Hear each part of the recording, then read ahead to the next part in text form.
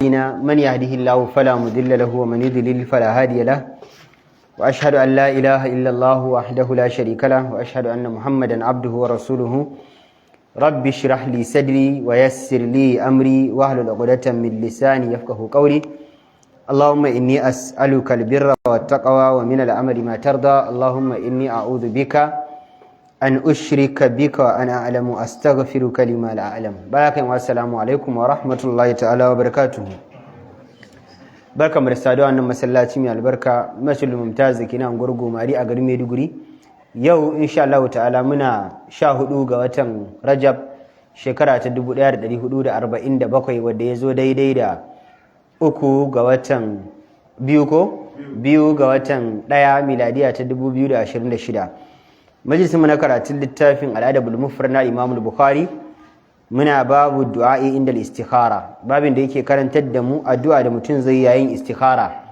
kuma zamu tashi hadisi na 704 haddathana Ibrahim bin al-Munzir Imam al-Bukhari yace ya samu daga Ibrahim bin al-Munzir qala haddathana Sufyan bin Hamza qala haddathani Kathir bin Zaid an Abdurrahman bin Ka'b qala sami'tu Jabir bin Abdullah yaqul Abdurrahman bin Ka'b yace ya ji sahabin Annabi sallallahu alaihi wasallam Jabir dan Abdullahi al-Ansari yana cewa da Rasulullahi sallallahu alaihi wasallam fil masjidi manzon Allah sallallahu alaihi wasallam wata rana yayi addu'a a wajen sallah majlis fathi kenan masallacin Ahzab majlis fathi shine masallacin da Annabi sallallahu alaihi wasallam ko gurbi ko waje da manzon Allah sallallahu alaihi wasallam ya rika domin yin sallah a lokacin da kafiran garin Makka suka yi taron dangi suka kawo masa hari wanda ake cewa yakin Ahzab yakin Gwalalo to manzon Allah sallallahu alaihi wasallam a wannan gurbin da yake taruwa da sahabbai suke yin sallah kan wani tudu ne kasan wajen rami ne kogi ne hanyar wucewar ruwa ne ma kaman kogi to saman shi kan wani dan tudu ne haka manzon Allah ana yake sallah shi da sahabbai to wannan waje aka sa masa suna Masjidul Fath kenan masallacin da Annabi sallallahu alaihi wasallam ya rika domin yin sallah wajen manzo Allah ya rika domin yin sallah a yakin da yaji na yakin Gwallo da haka Jabir yake cewa manzon Allah ya dinga yin addu'a a wannan wajen yawmul ithnaini ranar litinin wa yawmul thulatha da ranar talata wa yawmul arba'a da ranar laraba dan mutanen Ahzab sun zauna kwana uku ne an wani da su an yi litinin da su aka yi talata da su aka yi laraba da su Annabi sallallahu alaihi wasallam da ya samu labarin za su zo da ya ji adadin yawan nasu ya zama abin da zai tada kowa hankali manzo Allah sai tara sahabban sai yake cewa to ya kuke gani shawara zamu yi me mafita kun ga mutanen nan sun taho sojoji 10,000 wani abu kuma sun yi gayya kowane sassa na tsibirin Larabawa wannan sun kawo gudunmawar su an kawo cincirun da mutane mayaka sojoji domin a zo a yaƙe mu a target din shine a zuwa fidda a zuwa a kashe manzon Allah sallallahu alaihi wasallam da sahabban shi gaba daya ya zama ba wanda zai fita a garin Madina to Salman al-Farisi dan kasar Iran ne ba balarabe bane dama dan wannan tsibirin Larabawan sai ba manzon Allah shawara ya ce mu a garin mu idan har muka samu irin wannan yakin ya tunkaro mu abinda muke shine kawai za mu kewaye garin mu ne da ramin zai zama yana da zurfi da idan mutum ya shiga bai sai fita ba kuma yana da faɗi da idan mutum zai tsalle bai sai tsallaka ba kuma cikin shi mukan kunna gumaguman itacuwa mu sa wuta za su dinga ci har lokutan da abokanan gaban za su haƙura su tafi idan sun ce bari su jira wata ta mutu to ba za su yi tsallaka ba ko ba za su shiga su wuce ba mu kuma muna bayan ramin duk wani wanda ya gwada wani attempt na zai tsallako sai mu dinga harbe su da kibiya da haka ba za su yi tahowa a lokaci ɗaya a yawan su shigo garin mu su yaƙe mu ba za su na tahowa ne in ma an samu daman wani ya yi kundin bala ya tsallako to zai tsallako ya ɗaiɗaiku biyu hakan na za a dinga tsallakowa mu kuma a lokacin muna targeting muna harbe su sai zama ba yadda za a iya wannan ramuka da kake gani tona su bayan gari duk wannan tunanin ne da haka mutum zai zama ba zai iya shiga ba in ya shiga kuma ba zai iya fita ba in ya tsalle ba zai tsallakawa ba da haka Salman sai ba manzo Allah wannan shawarar Annabi sallallahu alaihi wasallam ya dauka shi da sahabbai aka je aka fara tono wannan tonan har da Annabi sallallahu alaihi wasallam da kanshi ake yin tonan da kanshi da hannunsa mai albarka aka dinga wannan tonan annabi manzo Allah sallallahu alaihi wasallam Umar dan Khattab da sauran tawaga da suke yin tono suka samu wani falalan dutse shimfidadde a ƙasa in aka buga masa diga sai ya dawo, aka buga masa guduma sai ya dawo. Sahabbai suka yi ya karfin su ya kare, suka ce to wannan fasiri annabi da kanshi. Aka samu annabi sallallahu alaihi wasallam aka gaya mishi, manzo Allah ya ce ku bani digar. Annabi yana kawan digar da ya masa duka daya, kawai dutsen ya zama kaman wani yashi. Ba ma wai ya tsage gida fa, ya koma ya narke kaman wani yashi, ya fitar da wuta. Manzo Allah sai dariya. Sahabbai suka ce makin Allah me yasa ka dariya? Annabi ya ce na ubangiji anan wannan abin da ya faru ya nuna min cewa za mu ci Farisa da yaƙi, za mu ci ƙasar Rum da yaƙi. Shi alif lam mim ghulibatir rum fi al-ardi hum ba'da ghalabihim sayghlibu fi bid'i sinin ila al-amru min qabl wa min ba'd wa yawma idhin yafrahu bi nasrillah yansur man yasha wal azizur rahim. Wa'ada Allah la yukhlifu Allah wa'ada walakinna akthara an-nasi la ya'lamun. Allah ya bada albishir ga manzon Allah sallallahu alaihi wasallam cewa za a bude kasar Faris, Iran kenan, wanda mun yi karatu a suwar da waye sahabbai sai sun bude. Jiya ma sahabban da muka Zaid ibn Muawiya yana daga Zaid ibn Abi Sufyan yana cikin wanda suka bude kasar Farisa. Da haka su haɗin waldin mun yi tarihi cewa sun bude kasar Farisa kashin jagorancin Malik Umar dan Khattab. Da haka manzon Allah sallallahu alaihi wasallam a wannan tonan har da shi aka yi tono, aka zagaye garin Madina. Dama kuma mun sha faɗa Madina ba gari bane wadda gaba ɗayanta gini bane, ita bayanta dutse ne. Da haka ba a shiga Madina ta baya.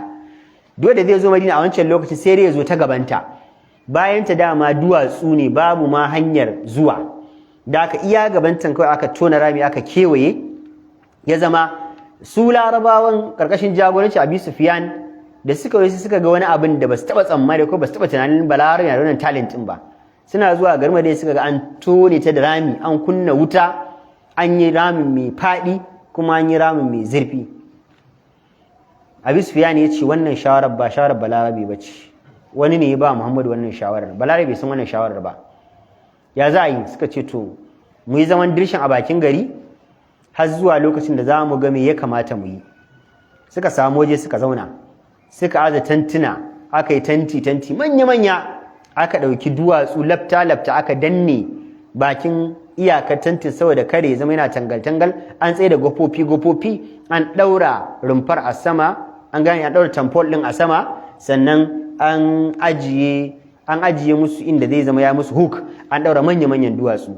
Manzo Allah sallallahu alaihi wasallam suna cikin Madina shi da sahabbai suna jira su ga me zai faru. To shine Allah yake ba mu labarin cewa sahabbai a lokacin sun tsorata dan ganin mayakan da suka zo.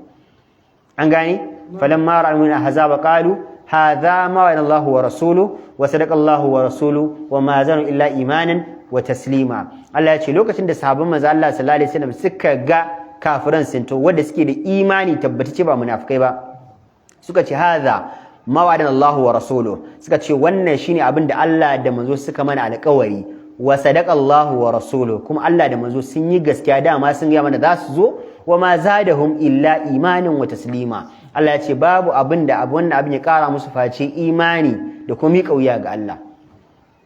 Suka samu imani, amma fa Allah ya ce kai hakika tabbas sun fa tsorata, su ma sun tsorata. Allah ya ce balagha qulubul hanajir, zikata saboda tsorata har sun zo kaman ma makoshi sun tsaya a wuya. Allah ya ce wata zununa billahi zununa. Allah ya ce kuna ta zace shi game da Allah madaukakin sarki. Allah ya ce hunalika bituliyal mu'minu zilzuli zilzalan shadida. Allah ya ce hakika an mun jarabu mu'minai, kuma Allah ya ce mun jijjiga su iya jijjigawa. Da haka sahabbai tabbas ba za a ce ba su tsorata ba, sun tsorata, amma da ɗabi'a ce ta dan adam ai, amma suna nan sun mika al'amarin su ga Allah tun dama manzo Allah ya ga musu, amma wannan bai sa sun karaya ba ko bai sa sun ba da gari ba, sun tsaya an Allah da san Allah zai kawo musu agaji. Su ga munafikai fa suna ta koma gefe suna ta kananan maganganu, suna da cewa yanzu ka duba ƴan Larabawan nan ma dube sun zo sun firgita mu, wai annabi yana cewa wai za mu ci Farisa da yaƙi, za mu ci Rum da yaƙi. Ta ina ne yanzu ga Larabawa da sokaye ne ma ba su iya yaƙi ma ba su da makamai, sun tsorata mu, balantana fara maganan Italy, balantana fara maganan irin su Iran. Ta ina za mu fara da su? Yana ta yaudaran mutane. To amma Allah madaukin sarki bai saba alƙawarinsa. Shi sa Allah ya ce waraddallahu alladhina kafaru bighaizihim lam yanalu khaira wa kaffa Allahu min al-qital kana Allahu qawiyyan aziza. Allah ya ce ubangiji ya maida wa kafirai makircin su, ya maida musu kwarin su cikin bakar su. Allah ya ce basu cimma komai ba, Allah kuma ya tsare wa mu'minai yakin nan. Allah dama ya kasance qawiyan mai karfi ne kuma azizan mabuwayi ne. Da haka Allah madaukin sarki ya ce wa arsalna alaihim rihan wa junan lam tarawha. Allah ya ce muka aiko musu iska da wasu sojojin mala'iku da ma su ba sa ganin su kuma ba kwa ganin su. Da haka Abi Sufyan wannan addu'ar da manzo Allah ya anan shine yake cewa fastujiba lahu. Annabi ya addu'a tsakanin magariba zuwa isha, ranar talata, ranar litinin, ranar talata, ranar laraba. Rana ta uku fastujiba la baina salatain, tsakanin magariba da isha Allah ya amsa manzon Allah addu'arsa min yawmil arbi'a a ranar laraba. Kawai ana zaune, kawai Abu Sufyan an daura laftan tukwanen girki manya an nemi manya-manyan duwatsu an kafa, an daura manya-manyan tukwane, an zuba girki, mayaka suna gefe ana jira a gama abinci, ana nan dai ana shawarar ya za a shiga garin Madina a karar da su manzon Allah sallallahu alaihi wasallam da sahabbai. Kawai sai Allah ya turo iska farko ta taho ne a hankali, farko sai ta taho ne a hankali su haka sai suke ji kamar iskar sanyi tana tahowa tana karuwa, tana tahowa tana karuwa, tana tahowa tana karuwa. Abu Sufyan da yake babban mutum ya gana da shekaru, sai ce ma mutanensa da suka zo yakin da garin Makka, sai ce musu wannan iskar da kuke gani ba iskar lafiya ba ce. Ina ba mu shawara mu haɗa kayanmu, mu kunce tuntunanmu, mu koma gida. Mun zo garin nan litinin muna nan, talata muna nan, laraba muna nan, mun gagara zuwa inda su Muhammadu suke. Kuma wannan iskar da kuke gani ta fara da kaɗan ƙaruwa don ta fara ne bayan sallar isha'i, ƙaruwa take ta yi. Kuma ya ce ku ji sanyinta ba irin iskar da muka saba ji ba ce, kuma yadda take ratsa jiki ba irin iskar da muka saba ji ba ne, kuma lokacin ba lokacin sanyi ba ne. Amma me ya kawo iska? Sun san annabi sallallahu alaihi wasallam annabin Allah na gaskiya ne, sun sani wallahi. Sun san Allah shi zai iya aiko kowane irin ukuba to ta kashe su. Can Abu Sufyan ya ce to idan ba za ku tafi ba fa inni zahibun, ni nayi gaba. Kafin shi din ma ya hada kayansa kawai sai iska ta taso da gaske. Iskar ita take daga tanti ta yi sama da shi, ta kife shi. Wannan duwatsun da ake ɗaukowa wadda sai mutum 4-5 sun haɗu za su ɗauko dutse da su danne bakin tanti da shi, ɗaga shi take sama ta buga shi da ƙasa. Iskar ta fara ɗebo manya-manyan tsakoyi da yake ka san desert ne wajen, ana samun tsakuwa da ƙananan duwatsu, sai ka ta ɗauko dutse 5-6 ta ƙwaƙwala ma a kai da yake Allah ya kaddara akwai masu musulunta a ciki sai Allah bai kashe su. Abu Sufyan ya zo musulunta a amul fatih shekaran fatu Makka, da haka Allah dai bai kashe su a wannan wajen ba. Kawai ya zama tukwanen sun bare, abincin su ya kife, abincin da ake dafawa ma ya kusa nuna ma yazo iska ta daga ta kife tukunyar, ta tunkuɗe tukunyar, ballantana ku iya muku amfani. Haka duwatsu ta ko ina kana tafiya ka ji dutsi kamar kwala ma dutsi, wani tsakuwa idan ka iska ta rikita su. Ya ce ba na ce muku mu tafi ba, suka ce wallahi mun yadda suka mu watsi a koma gida. Suka hawa da wakansu da raƙumansu da dabbobinsu, kawai suka ɗauki hanyar garin Makka. Kuma suna juyawa za su tafi garin Makka, Allah sai dakatar da iskar.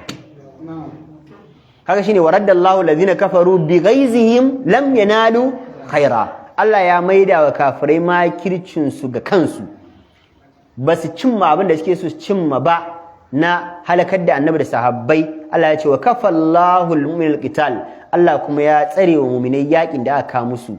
Allah ya ce qawi, Allah ya ce ni dama mai karfi ne, aziz mabuwayi ne. Mala'iku sun zo suka dinga tunkuɗe kayan nasu. Allah ya kaddara akwai masu musu, Allah madaukakin sarki bai kashe su ba. Daga nan washe gari da safe fitowar da za a yi ranar Alhamis sallar asubahi ba ko mutum ɗaya a wajen, sai kayan su, wani rumfa a can, wani gwafa a nan, wani tukunya a can, wani dutsen kafin tukunya a can, duk sun watse, ba kowa. Garin Allah ya waye, sahabbai suke suna ta kallon ikon Allah a wajen, babu kowa, inda mutum 10,000 suka zauna. An waye gari kafin asubahi babu kowa, har sun tafi gida.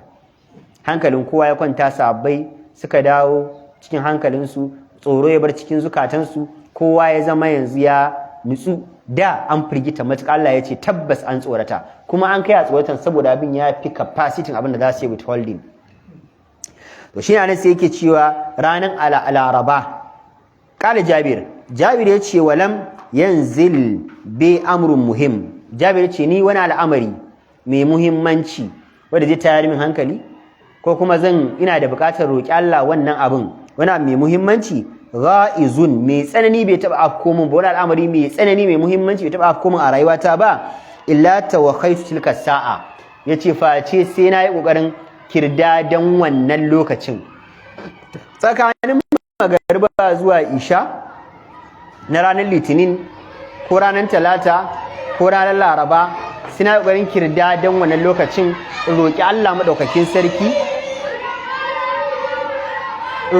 madaukakin sarki ya yaye mana min abin da yake ciki. Saboda naga Annabi sallallahu alaihi wasallam yayi addu'a ya roki Allah a wannan tsakanin magariba zuwa isha ranar litinin talata da laraba, kuma Allah ya ansa masa. Daga lokacin yayi ni ma sai in fara roƙon Allah madaukakin sarki ya ansa min. Fa da'awtullah fihi, yace sai roki Allah a wannan lokacin bainas salatain tsakanin magariba zuwa isha yawmul arba'a, musamman ma kuma ranar laraba fi tilka sa'a, a wannan lokacin daga Annabi sallallahu alaihi wasallam yayi roƙon illa araftul ijaba, yace face sai naga Allah ya ansa min. Wannan hadisi kuma hadisi ne hasan, hadisi ne ingantacce. Da haka idan kana so ubangiji ya ansa maka addu'arka, ka kirdaji ranar laraba bayan magariba kamin isha'i, ka dage da addu'a, insha Allah ana fatan yana daga cikin lokuta Allah ke ansa addu'ar bayi kai tsaye. An gane daga da wannan hadisin kuma hadisi ne hasan. Da haka kada ka yi wasa ranar laraba idan kana da damuwa bayan magariba an kai sallah a masallaci, ka zauna a wajen ka dan yi karatun Qur'anin ka. Manzo Allah sallallahu alaihi wasallam yana cewa duk addu'ar da aka yi ta bayan karatun Qur'ani Allah ya karba. Iqra'ul Qur'ana wa sallallahu bihi. Manzo Allah ya ce ku karanta Al-Qur'ani mai girma kuma ku roki Allah da shi. Da haka bayan kai sallah ka zauna a wajen ka karanta Al-Qur'ani, kai salati ga Manzo sallallahu alaihi wasallam, ka kambama Allah, ka gwada Allah, ka yabi Allah, ka girmama shi, ka kambama shi, ka daga hannu ga ya Allah matsalarka, ka sake kambama Allah, ka girmama Allah, ka gwada Allah, ka yi salati ga sallallahu alaihi wa sallam. Insha Allah ta'ala ka ba Allah lokaci za ka ga abin ya matsalar ta kau bi iznillah. Allah ka yaye mana damuwoyin mu. Hadisi 705. Hadathana Ali an Khalif bin Khalifa qala hadathani Hafs ibn Akhi Anas an Anas dan uwan Anas dan Malik ya rawaito hadisi daga Anas dan Malik yace kuntu ma annabi sallallahu alaihi wasallam fada'a rajulun. Anas yace wata rana muna tare da manzo sallallahu alaihi wasallam sai naga ya kira wani mutumi. Manzo Allah sallallahu alaihi wasallam ya kira wani mutumi. Malamai suka shine Zaid ibn Samit. Sahabi manzo Allah sallallahu alaihi wasallam Zaid bin Samit ne. Fa qala manzo Allah sai yace fada'a rajulun kuntu ma annabi sallallahu alaihi wasallam fada'a rajulun. Anas yace muna tare da manzon Allah sallallahu alaihi wasallam muna zaune sai wani mutumi Zaid bin Thabit sai yi addu'a. Kun fahimce ni? Anas yace muna tare da manzon Allah sallallahu alaihi wasallam sai wani sahabi shine Zaid bin Thabit sai Zaid bin Samit sai yi addu'a. Sai muka ji ya ce ya badi as-samawati ya hayyu ya qayyum inni as'aluka. Mu rike addu'ar ya badi as-samawati ya hayyu ya qayyum inni as'aluka. Annabi sallallahu alaihi wasallam yana jin wannan sahabin ya faɗi wannan kalmar. Fa qala annabi sai ya ce atadruna bima da'a, shin kun san da menene wannan bawan Allah yayi addu'a kuwa? Wallazi nafsi biyadihi, annabi ce na rantse da wadda rayuwa take hannunsa da Allah, ya roki Allah ne bismihi alladhi idza du'iya bihi ajaba, ya roki Allah ne da sunan Allah da ana kiran shi yake ansa bukatar bayi, ana kiran shi yake amsawa, ana roƙon shi yake bayarwa, ana gaya mai yake biyan bukata. In dai kana da matsala ka gaya Allah, kai ka gwada Allah da wannan, kace ya bari as-samawati ya hayyu ya qayyum inni as'aluka, ka daga hannu ka gaya Allah matsalar ka bayan wannan zikirin. Annabi ya ce ai ismullahi al-azam ne, sunan Allah da kana roƙon Allah da shi automatic ne Allah ya ansa. Insha Allah automatic Allah ya ansa, automatic. Allah madaukin sarki yana so ka yabe shi, Allah yana so ka gwada shi, Allah yana so ka nuna masa cewa shi ya isa, cewa kake ya wanda ya kagi halittar samai, babu wata sama da aka taɓa yi kafin saman Allah don ba wanda ma ya ce saman dama. Allah kai kage halittar sammai ba tare da ka ga misali a wajen wani ba tare da ya taɓa yi ba. Ya hayyu kace ya Allah kai ne rayayyen da baka mutuwa. Ya qayyum Allah kai ne tsayayyen da baka jingini da kowa ba wani wanda yake taimaka maka baka amfani da kayan kowa. Inni as'aluka Allah ina roƙonka. Allah madaukin sarki daga ka fara wannan kirarin Allah zai ce ka faɗa mene damuwarka kana faɗa Allah zai ce an baka ba damu an baka imma yanzu Allah ya ce kana sauki hannu Allah ya ce gashi an baka imma Allah ya ansa ya ce to zan baka amma ba yau ba sai rana kaza Allah da ya ce zai baka ba kai saka Allah dole ba dama zan baka amma sai rana kaza sai lokaci kaza ya dai ansa ko kuma ya ce to yanzu ma ba zan baka ba gaban ma ba zan baka ba amma zan daga ka a aljanna daga gida 1 zuwa gida 100 kai ba gwanda kai ka aljannan ba baka dai addu'a ba ta faɗi banza ba ba ta faɗuwa haka ba daka wayannan sunayen kuma kowanne a cikin ka kula ya nuna mana isar Allah da buwayarsa yanzu kaga ka kalli wannan samman ka duba girman da Allah madaukin sarki ya musu ka duba faɗin da Allah madaukin sarki ya musu ka duba irin yadda Allah halicce su da me ma Allah halicci sama har yanzu duk kwarewar turawa ba su taba zuwa sun taba sama ba ballantana su kwankwasa ko su bantaro ko su gutsuro su ga da menene akai sama ba a taba zuwa ba duk nisan da ake tafiya a ce an je kilomita biliyan kaza an auna nisan an je da kumbu an je mai kilomita an je kan wata daga kan wata an auna kuma da na'ura an ga daga nan zuwa kilomita biliyan kaza na'ura ta iya hangowa amma daga nan ma kuma abin da yake gaba ya fi nisan da daga kan wata zuwa inda na'urar ta hango duk da hakan fa kirdado ne wallahi ba a ma cimma ɗaya bisa miliyan ɗin tazarar sama ba cimma ba amma Allah haka ya kage halittarta da irin wannan girman nata wannan fadin nata haka Allah ya rike ta babu wani filoli ba wani ko ni bazan yi karatun nan ba in nazo masallacin nan naga wannan sirin din haka yake da fankokin nan ban ga abin da ya rike shi ba wallahi bazan yi karatun nan ba ko ba wanda ya ga laifi na me laifi na a ciki in na zauna ko me zai iya faruwa idan ya rikico a kaina ya kashe ni ganganci na ne ai wala tulqu bi aydikum ila tahluka wala taqtu anfusakum inna allaha kana bikum rahima Allah ya ci kana jefa kanmu cikin halaka na jefa kaina cikin halaka ko ba wanda zai zo karatun nan ma amma haka Allah ya rike saman nan duk girmanta duk fadinta duk nauyinta duk yalwarta babu wani ginshiki kuma mun fi nutsuwa da shiga karkashin sama akan nutsuwar da muke sa idan muna karkashin manmate da zamana yanzu a cikin masallacin nan karkashin wannan rufin din ni na fi samun nutsuwa kai ma ka fi samun nutsuwa idan kana farfajiya saman Allah ce ta marifi rai hadi da haka wani abu ne da ubangiji ka san wannan sun'atallah wannan ginin Allah ne ba za a taba samun lapses ba ka sani ba za a hal taramin fudur Allah ya ce ka taba ganin wani gociya ne babu ba ka taba ganin sama ta wani gociya za ta faɗi ba tabarakallazi بيد ملكه على كل شيء الذي خلق الموت والحياة ليبلوكم أيكم أحسن عملا هو العزيز الذي خلق 7 سماوات طباقا ما ترى في خلق الرحمن من تفاوت Allah dai magana akan sammai guda bakwai Allah ya ce ka taba ganin wani gefen sama ya karkato kaman zai duro kaman zai fado ka taba gani babu idan dan adam ne yayi ginin waje ya masa shimfida ta kai daga nan misali zuwa post office dakin ne ko injiniyan da fi kowa ƙwarewa a duniya aka samu wallahi wani waje sai ya sunkuya span din yayi tsayi beam din yayi tsayi span din yayi tsayi amma saman Allah nan kana ganin ta a shimfide kauri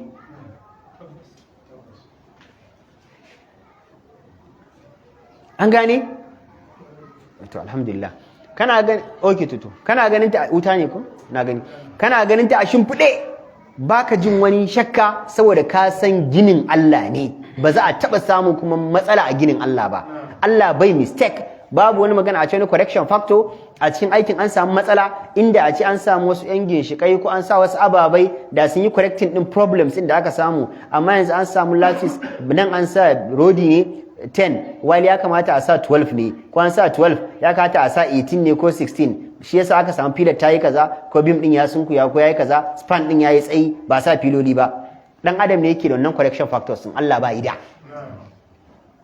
Innama amruhu idza arada shay'an yaqulu lahu kun fayakun.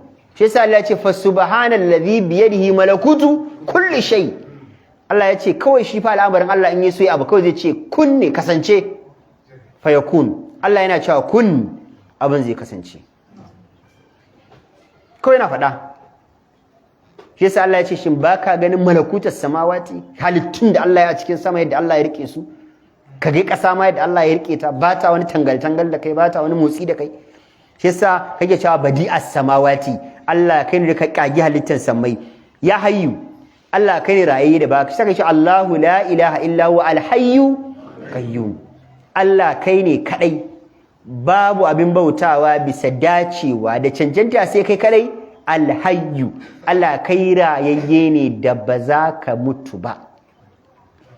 Babu wata halitta da ka sani cikin halittun Allah face wata rana sai ta mutu. Babu ita. Kullu nafsin dha'iqatul maut wa nabluukum bish-sharri wal khairi fitna wa inna turja'un. Allah ya ce kowace rai sai ta dandana mutuwa. Har shi mala'ikan da ke daukar rayukan mu wallahi wata ran sai ya mutu. Allah ya ce muna jarraba ku mu gani ta wani bangaren alkhairi ta wani bangaren sharri. Allah ya ce kuma da kashi duk wajen mu za ku dawo. Kullu nafsin dha'iqatul maut thumma inna turja'un. Allah ya ce dukkan ku za ku dandana mutuwa. Allah ya ce kuma wajen mu za ku dawo. Allah ya ce annabi sallallahu alaihi wasallam innaka mayyitun wa innahum mayyitun. Allah ya ce ya Muhammad zaka mutu, zaka rasu, kuma su ma za su mutu. Wa ma Muhammadu illa rasulun qad khalat min qablihi rusul afa in mata aw qutila anqalabtum ala aqabikum wa man yanqalib ala aqibihi falan yadurra Allah shay'a wa sayajzi Allahu ash-shakirin. Allah ya ce annabi sallallahu alaihi wasallam bai zan wani bawa face bawa ne wanda mala'iku annabawa sun gabace shi. Yanzu idan annabi sallallahu alaihi wasallam ya rasu ko an kashe a filin yaki sai kuma da baya ko rawatan Allah kenan. Allah ya ce duk wanda zai bar bautan Allah, Allah ya ce ya ɗebi bari ba.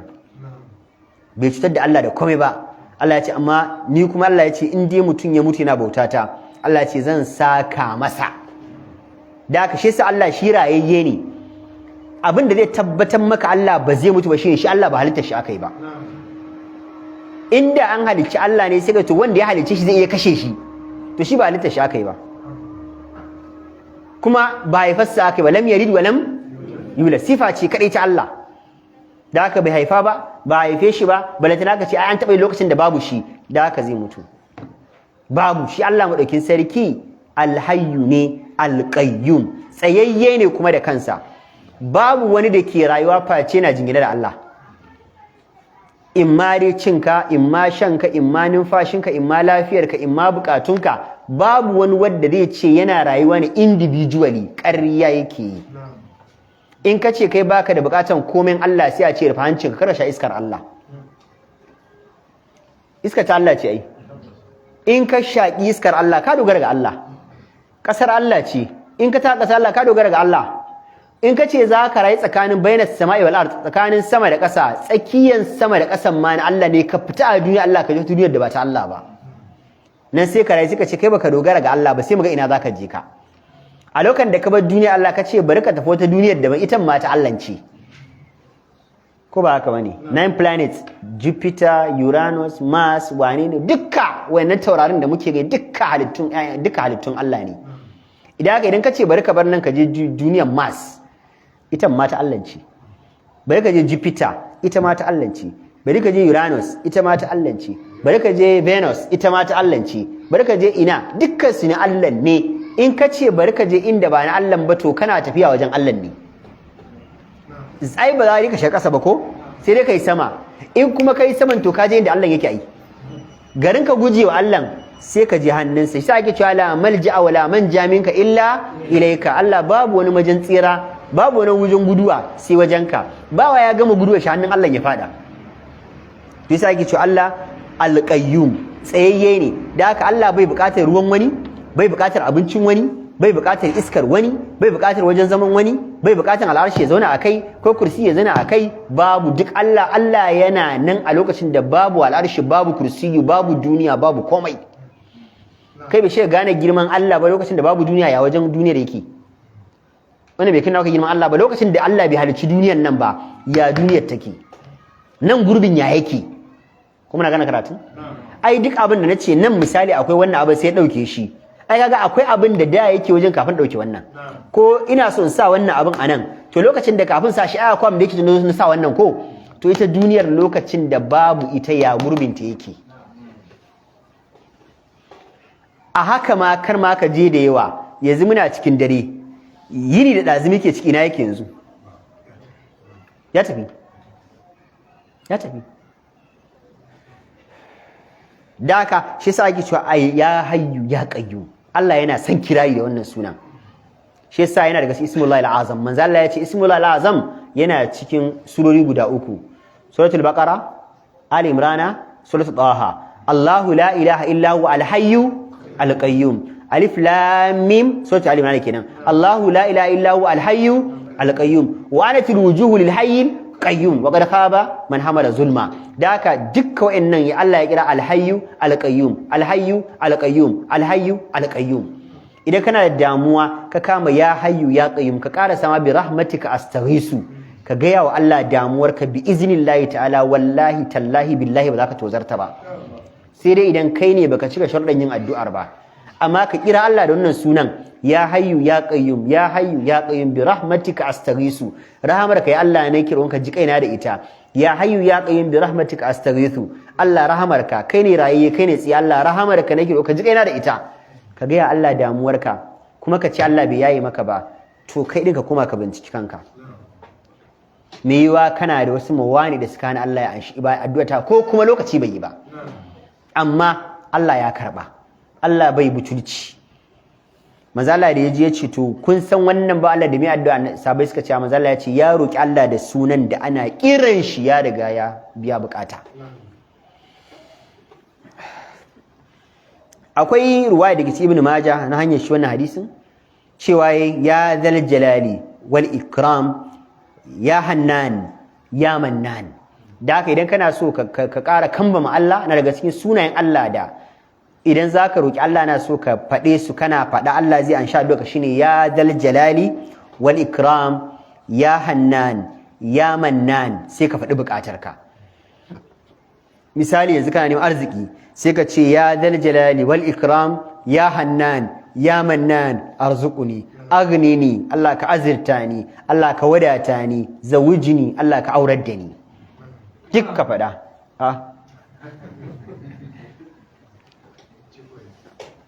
sai da aka zo karatu an gane akwai kuma wani lafazin daban shi ma na sunayen Allah mai tsada ne da kana kiran Allah da shi Allah ya ansa zaka yi ce Allahumma inni as'aluka bi anna lakal hamda la ilaha illa anta wahdaka la sharika lakal mannan badi as-samawati wal ard ya dhil jalali wal ikram wannan ma idan lafazi ne da in karo kana da bukata ka gayawa ka kambama Allah da wannan lafazin ka kambama Allah ka girma Allah da wannan lafazin kana faɗan bukatar ka ubangiji ya biya kawai sai dai ka jira lokaci ka sa Allah ido ka sa yaqini za ga Allah madauki sarki za ga Allah yayi maka duk damoyinka Allah ka yi maka dukan damoyin mu hadisi 706 haddathana Yahya bin Sulaiman ala haddathana Ibn Wahab ala akhbarani Amru عن يزيد بن أبي حبيب عن أبي الخير أنه سمع عبد الله بن عمرو قال أبو بكر رضي الله عنه للنبي أبو بكر الصديق وتراني يتشو من زن الله صلى الله عليه وسلم علمني دعاء أدعو به في صلاتي أبو بكر الصديق يتشو يا مأيكين الله كويا من وتأدعى من دزنكي أتكين صلاتا يا من زن الله قيا من وتأدعى دزنكي ينت تكين صلاتا قال النبي يتشي قل كتشي اللهم يا الله إني ظلمت نفسي ظلما كثيرا ولا يغفر الذنوب إلا أنت فاغفر لي من عندك مغفرة إنك أنت الغفور الرحيم akwai lafazin da galibi mun san shi ma yana nan cewa Allahumma inni zalamtu nafsi zulman kathiran kabiran akwai kabiran wala yaghfiru dhunuba illa anta faghfir li maghfiratan min indika warhamni innaka antal ghafurur rahim ita ma ta inganta wannan ma kana so zaka yi ka ce Allahumma inni zalamtu nafsi zulman kathiran wa la yaghfiru dhunuba illa anta faghfir li min indika maghfiratan innaka antal ghafurur rahim a cikin sujjada karka wasa da wannan addu'ar cewa kake ya Allah inni zalamtu nafsi Allah ni fa na zalunci kaina zulman kathira zalunci mai yawa. Ka iya cewa to ai bana zina, bana caca, bana gulma, bana ƙarya, bana shaye-shaye, bana annamimanci, bana kaza, bana kaza, bana kaza. To me fa zan ce Allah na zalunci kai na zalunci mai yawa. A lokacin da kake ganin baka zunubi, alhamdulillah, Allah ya ƙara tsare mu. To kuma a lokaci guda akwai abubuwan da'a da yawa ya kamata ka yi baka yi. Wannan ma zalunta kanka yayi. Misali baka sallan walaha, da kai da ka samu da ka zalunci kanka. Baka wutiri, ka zalunci kanka wala Allah. Baka rawatib, wala Allah ka zalunci kanka. Da baka yi ba da zaka yi da ka samu lada. Baka qiyamul layl, ka zalunci kanka din da kai da ka samu ladan qiyamul layl. Baka azumin litinin da alamis, da kai da ka samu ladan sa. Baka ayyamul bid 13 14 15. Baka yana 3 ayyam min kulli shahr, azumi ku a kowane wata, ko ɗaya ga wata, ɗaya a goman farko, ɗaya a goman tsakiya, ɗaya a goman ƙarshe. Baka yi da kana da ka samu da ka zalunci kanka. Me yiwa baka karatun Qur'ani kullun da kai da ka samu da amma baka yi ka zalunci kanka. Baka biye ga iyayenka yadda ya kamata ko da kana yi. Da haka nan ma ka zalunci kanka. Makwabcinka Allah kana cutar da shi don abin da kake yi. An gane ai, da ka zalunci kanka, da baka yi ba da baka cutar da shi ba. Da haka dan adam dai baka raba shi da matsala. A lokacin da yace bari yayi duk wayannan ababen da muka lissafa, Ibn Taymiyyah yace to kuma a gefe guda kuma zai zalunci kanshi wajen overworking din kansa.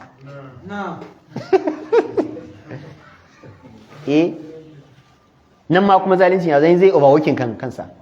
A ce mutum zai yi rakatul fajr, nafila raka'a biyu, yayi rawatib raka'a biyu, yayi sallar asbahi raka'a biyu, yayi sallan walaha raka'a 8, yayi biyu kafin azhar na rawatib raka'a biyu, yayi sallan azhar raka'a 4, yayi rawatib na bayan azhar raka'a 4, yayi sallar nafila tsakanin kiran sallah ta da iqama na kafin la'asar raka'a biyu, bayan la'asar ba a nafila, yayi nafila kafin magriba bayan kiran sallah tsakanin kiran sallah ta da iqama yayi nafila, bayan magriba yayi rawatib raka'a biyu, bayan sallan isha'i yayi rawatib raka'a biyu, sannan yayi shafa'i da wutiri ko yayi shafa'insa. In ma ba zai shafa'i ba yayi rawatib, ya kwanta ya tashi yayi qiyamul layli kafin alfijir ya fito yayi wutirin sa, ya fita sallar asbahi, kenta kuma ya zai fita sallar asbahi ya tashi da azumi. Musa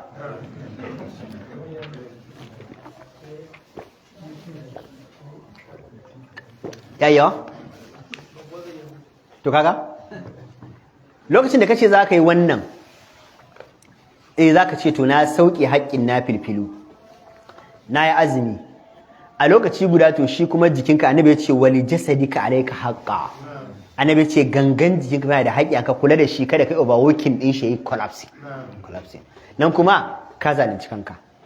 Shi yasa Allah madaukin sarki ya ce fattaqullaha mastata'tum, ku kiyaye dokokin Allah, ku bauta Allah iya yadda za ku iya. Ba wanda ya ce ka je kai raka'a 1000, ba wanda ya saka. Ba wanda ya ce ka zauna kai sallah raka'a 100, ba wanda ya saka. Ba wanda ya ce kai wayannan ba duka da muka lissafa gaba ɗayan su ka hada duka kwada ka ce sai kayi. In zaka iya zaka samu lada, amma jikinka zai gaya maka, in ka jima kana yi jikinka sai ya gaya maka. Nan kuma kada ka ce to Allah ne yasa neman lada nake, a'a. Allah madaukin sarki bai da nufin damun bawa. Ma ja'ala lakum fi dini min haraj, bai sanya hukunci a cikin addini ba. Inna ad-dina yusr, annabi ya ce addinin musulunci addinin sauki ne, walan yashadin ahadun illa ghalabahu, babu wanda zai tsananta a cikin addinin face addinin sa yafi karfin sa. Yasa Allah ya ce saddidu wa qaribu wa abshiru, Allah ya ce ku kusanto, ku yi bishara, ku dauki abu tsaka-tsaki. Duk abin da zaka dauka dauke da zaka iya, dauki kadan kade da zaka iya. Ba abun ba fa yaki bane, ibada ce. Shi Allah so yake ka dawwama kana yi kuma kantansa. Ahabul a'mali lillahi adawma wa in qalla. Manzo Allah ya ce aikin da Allah ya fi so shine wanda bawa ya dawwama ya duk kantansa, Allah ya fi son wannan. An gane? To da haka Annabi sai yake cewa ina zalunci kai na zalunci mai yawa, wala yaghfiru dhunuba illa anta. Allah ba wanda yake gafarta min zunubi na ya Allah sai kai. Ai wanda bai mallaki abu ba bai ba da kyautarsa. In yanzu misali capacity na a kuɗi 1000 ne, zan iya ba da kyautar 1000. Idan ina so in ba da kyautar 100 ba da zan iya bayarwa? Fagri shay la yuqihi. Duk wanda bai da abu bai sai bayar ba. Da haka ba wanda ake wa laifi sai Allah. In kaga bawa yayi zinubi, to Allah yayi zinubi. Akwai zinubin da yake da alaka da haƙƙin bawa tabbas mun sani. Ka zauna ka ci naman mutum, ka zauna ka ɓata mutum, ko ka zauna ka wa mutum ƙarya, yana tsammanin gaskiya kake gaya mishi ashe kuma ƙarya kake masa, ka zalunce shi. Ya za ka yi ka wanke wannan laifin? Ya za ka yi? Shi yana kallon ka da abin da ka faɗa gaskiya ne, alhali kuma kai ka san ƙarya kake masa. Isa manzo Allah ya ja kunnen mu ƙwarai da gaske. To sai ka koma ka same shi ka ce wani da Allah kai haƙuri, wallahi rana kaza na gaya maka abu kaza nan wallahi ba gaskiya bane, kana kallon abin a matsayin gaskiya, wallahi ba gaskiya bane. Ko kuma ka zo na ka samu wani bawan Allah mai mutunci mai daraja, ka fenta shi baki kirin, babu nufin tsaye da babu na zaune, burinka shine a daina kallon shi da kima, a daina ganin shi da daraja, ka fenta shi baki kirin a idan mutane, ka zo na ka ci naman shi kai gulmarsa a majalisa. Ya za ka fita haƙƙinsa? Wannan ba magana ka istighfari bane. Inda ka koma ka bata shi sai ka koma ka wanke shi sannan ka istighfarin. Ko ka istighfari bata kare ba, kes din akwai kes tsakaninka ni da kai akwai kes. Ba istighfari ne kadai zai wanke matsalar ba, sai ka gama da shi sannan ka fara magana istighfari. Allah ya sa an gane. To shikenan, da haka suka ki to yanzu ubangiji da kake wa laifi, Allah shi ka wa laifi, shi ya rubuta maka zunubi, shi yake dama ya hukunta ka. Allah ne yake dama ya yafe maka. Shi sa Allah ya ce kul ya ibadiyal ladina asrafu ala anfusihim la taqnatu min, sai ce innallaha yaghfiru dhunuba jami'an innahu huwal ghafurur rahim. Allah ya ce ga ya musu ya Muhammad sallallahu alaihi wasallam, ku bayina da kuka rayu ku barna, kayi ƙarya, kayi gulma, kayi munafurci, kayi zina, kayi caca, ka sha giya, kayi kaza, kun rayu ku barna, la taqnatu min rahmatillah. Allah ya ce kada ku ɗeba tsamai da samun rahamar Allah. Inda Fir'auna a ditta asad da yayi ya tuba ya istighfari, wallahi Allah zai yafi masa. Haba duk laifin da bawa zai yi bai isa laifin Fir'auna ba Fir'auna ba, shedan Iblis. Inda a lokacin da kai a yanzu inda Allah ya kaddara shedan mai tuba ne, sai shedan yanzu ya gurfana ya tuba ga Allah, yayi alƙawarin ba zai sake ba, wallahi Allah zai yafi masa, inda Allah ya kaddara hakan. Amma Allah bai kaddara hakan ba, dan shi yace wala tukhzini yawma yub'athun. A gukesin Annabi Ibrahim kai Annabi yace Allah kada ka so da ranar da za a tada bai. Da haka shi shedan cewa yayi anzirni ila yawmi yub'athun, Allah ka jinkirta mun har zuwa da zaka tada bai. Allah ya ce to je ka innaka minal munzirina ila yawmil ma'lum. Je ka Allah ya ce na ma jinkirin, ba zan kashe ka ba, zan barka ka sheki ayarka daga nan har zuwa ran tashi kiyama din. Kenan ya shi kanshi ya roƙan ba kanshi ba zai tuba ba, amma ba shi dama ya halakar da bai har zuwa ran tashin kiyama. Allah ya ce je ka amma wannan jinkirin, amma wannan dagun kafa. Da haka Allah shi kawai laifi, kuma shine kadai yake da ikon ya yafe maka, dan shi yake da daman yafewa. Mala'ika bai isa ya goge ma zunubi ba, an gane ba layinsa bane. Mutum bai isa ya goge ma zunubi ba layin shi bane. Ina ma ya ga littafin zunubin, aina ya san shi, aina aka rubuta. Inda ya san nawa ne, san nasa mana. In yanzu mutum ya ce zai gankare ka zunubi, sai ka ce to kai zunubin naka guda nawa ne, shi nashi da zai shi nashi guda nawa ne. Ya ce ma guda 1000 ne, suka ce to nuna mun in gani. Kun gane karatu? In ya nuna ma to kaga ya tabbatar da ina ganin zunubi, haka ne? To shi sa babu wanda yake gafarta zunubi sai Allah. Faghfir li, sai ka ce Allah ka gafarta min indika, daga wajenka, maghfiratan, wani gafara. Ya Allah ka gafarta min wata gafara gwaggwaba daga wajenka. Kuma shi Allah sai yana da ka'ida, idan ka masa laifi ka nemi ya yafe maka, to wannan gurbin zunubin Allah bai barin shi empty blank, ba kaman an goge rubutun pencil da cleaner bane a bar shi wajen blank. Allah madauki sarki yana canza wajen ya maida shi lada ne. Shi yasa Allah madauki sarki da yake magana akan alladhi la yu'minu ma Allah ilahan akhara wala yaqtulu an-nafsa allati harrama Allah illa bil haqqi wala yaznun wa man yaf'al dhalika yalqa athama yudha'af lahu al-'adhabu yawma yaqulu fihi muhana, sai ce illa man taba wa amana wa amila amalan saliha fa ulaika yubaddilu Allahu sayyi'atihim hasanat wa kana Allahu ghafurur rahim. Suratul Furqan safa ta karshe. kaga Allah madaukin sarki shine yake da dama zai canza, zai goge, ya canza zunuban. Allah ya ce su koma lada.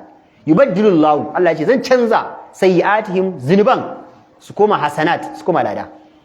Kai zunubi 1000 sai ka yau kai tsaya kai nadama kai kuka tuba, Allah ya ce to duka zunubi 1000 a maida shi koma lada 1000. Kai in ba Allah ba ya sai wannan karamcin ne.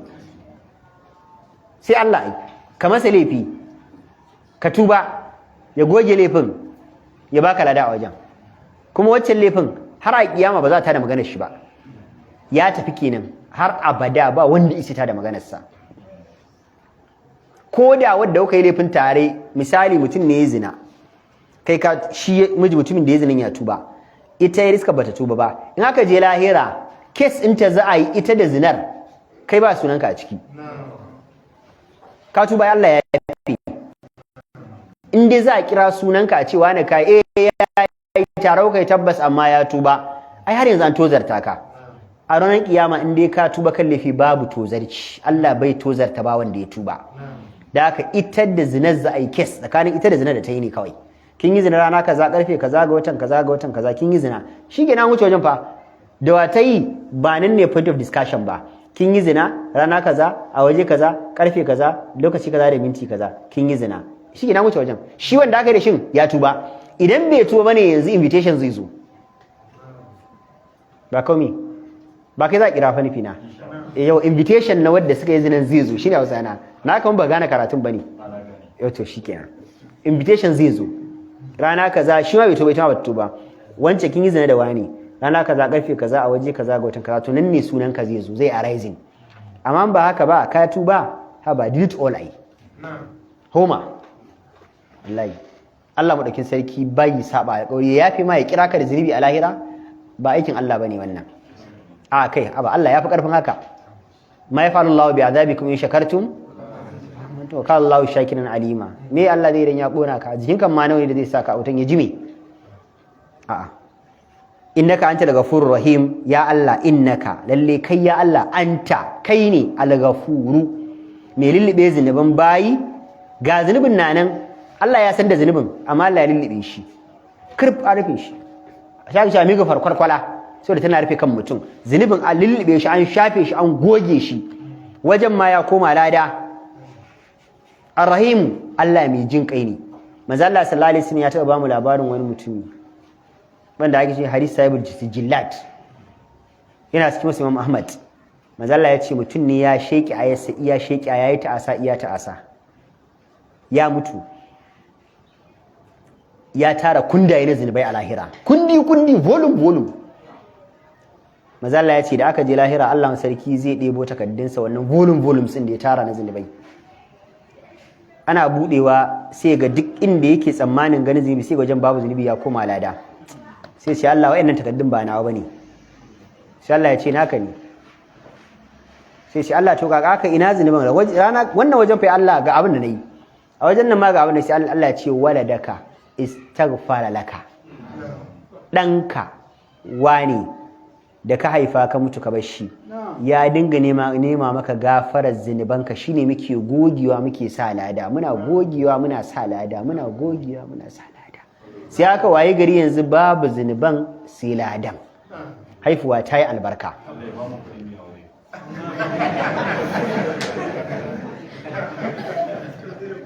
kun ji? Kai ma ka ji? Baba yana gida? Ku gaya mishi kun ji. Gaskiya wallahi wanda bayi da aure wallahi tallahi bai more ba. Na rantsi da Allah wallahi alazim babu kafara kaina wanda bayi da aure wallahi bai more ba. Idan kana so ka more wallahi kai aure. More wadda nake yi ina nufin more wallahira. Kafin morewar duniya ta zo, duk wata morewa da kake gani ana faɗa a cikin aure wallahi a bayan morewar lahira take. Manzon Allah sallallahu alaihi wasallam yake cewa idan aka je kiyama akwai yara ƙanana da za a samu a filin kiyama, Allah zai ce ku babu hisabi kanku, ku ce ku tafi aljanna shaf wuce za su ce ya Allah kafin mu shiga Allah muna fama tafi da iyayen mu kama hannayensu mu kai su. Allah zai ci gaba da hisabi, Allah ya san da su. Can Allah zai ce ku ba na ce ku tafi bane, za su ce Allah iyayen mu suna waje ga sunan ba su shiga ba, Allah ya ce ku kama hannun iyayen naku ku tafi da su aljanna. Yara kana da suka rasu manzo Allah ya ce yaro karami da ya mutu yara kana da suka da amisul janna. Annabi ya ce akwai wani kwaro a cikin ruwa ake samun shi, za a gan shi yana bala'in nutsu, karamin kwaro ne, in ya tashi nutso sai ya tabo har kasan teku, duk tsawon teku. Shine kadai kwaron da yake nutso daga bai saman ya je har kasa. Yanzu Allah ya ce du'umus. Manzo Allah sai ce yara kanana su da amisul janna. Annabi ya ce ai su ne yara kananan masu kutse ne a aljanna, kenan a gidan aljanna ba su da restriction, ba out of bound akan su. Me yasa aka ba su dama shiga ko ina aljanna babu out of bound? Albarkacin ɗanka kai ba aban akwai inda ba za ka iya zuwa ka shiga aljanna ba, sai ɗanka ya kama kai ce baba ka hannunka in kai ka gidan Annabi Sulaiman. Ɗanka ne zai kai ba kai suka ji ba. Haifuwa ba ta yi ba? Kana raye duk aikin da ɗanka yi ana baka ladansa. Sallar azahar ɗin shi yayi azahar za a rubuta maka ladan kai azahar, an baka naka azahar, an baka azahar ɗin ɗanka. Yayi la'asar an bashi ladan, an baka ladan naka, an baka ladan nashi. Yayi azumin ramadana an baka ladan naka, an bashi ladan nashi, an baka ladan nashi. Idan kana raye ma haka zaka dinga samun wannan duplicates ɗin. Idan ka mutu kuma ba zai tsaya ba, haka zai dinga tafiya. Na'am? Karatu me? Karatu ne kawo ni fa. Wallahi. Amma idan ba ka yi aure ba. Na'am. Ka sa yaron wani a sanadiyan ka yi sallah. Za ka samu ladan? Za ka samu ladan sallar shi. Annabi ce man dalla ala khairi. Manzo Allah ya ce wanda ya nuni da aikin alkhairi kamar shi ya aikin. Na ladan sallar yaron za a baka iya wanda ka sa shi. Yanzu misali zai tafi masallaci sai ga yara sai ce kai zo mu je mu alami sallah. Iya azhar din za a bashi ladan ya sa shi yayi sallah. Za a ba baban yaron ladan sallan yaron. An gane karatu? Yau da haka in ka ba wa yayanka abinci suka ci sadaka ne. Yaranka 5, 6, 7 ka siyo abinci shinkafa da wake da mai da yaji suka ci. Suna ci suna shan ruwa ana baka ladan sadaka ka ciyar da bayin Allah. Yayanka ne. Matarka manzo Allah ya ce tu wanda zaka ciyar da matarka sadaka ne. Adam kuna fahimtar karatun nan sosai? Na? Sosai wallahi alazim sosai. Daka Allah sarki al-Ghafuru, Allah mai gafara ne, ar-Rahim, Allah mai jin kai ne, mai tausayi ne. Allah ka ji kanmu ka tausaya mana. To sai mu tashi babi idza kafa sultan babi idan ka ji tsoron wani shugaba zai cutar da kai. Allah ya kai mu rana ita. Allahumma salli ala Muhammadin wa ala ali Muhammadin